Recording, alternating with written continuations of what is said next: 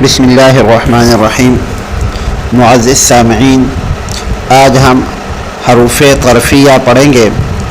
حروف طرفیہ 3 ہیں، لام، نون اور را، اور علماء تجوید نے تینوں کے علیحدہ علیحدہ مخرج لکھے ہیں۔ تو سب سے پہلے حرف لام کا مخرج پڑھتے ہیں۔ مخرج نمبر 9 لام کا ہے اور حروف طرفیہ میں پہلا حرف لام ہے۔ مخرج نمبر 9 زبان کی کروٹ کے آخر سے نوک تک کا حصہ جب اوپر ایک داڑ اور دانتوں کے مسوڑوں سے لگے، اس سے لام ادا ہوتا ہے۔ مخرج نمبر 9 ہے زبان کی کروٹ کے آخر سے نوک تک کا حصہ جب اوپر ایک داڑ اور دانتوں کے مسوڑوں سے لگے تو اس سے لام ادا ہوتا ہے۔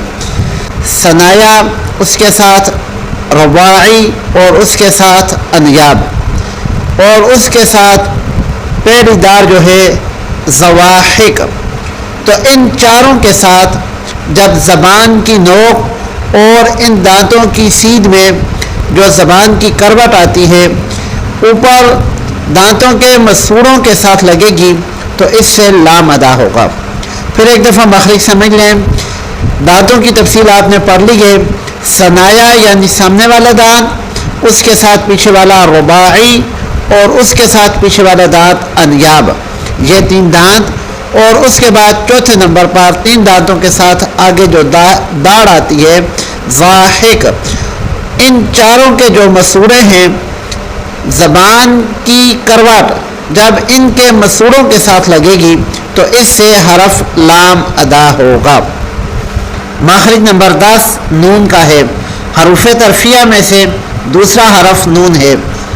مخرج نمبر 10 لام کی جگہ سے لیکن ایک داڑ کم ہو کر جب اوپر والے 3 دانتوں کے مسوڑوں سے لگے تو اس سے نون ادا ہوتا ہے۔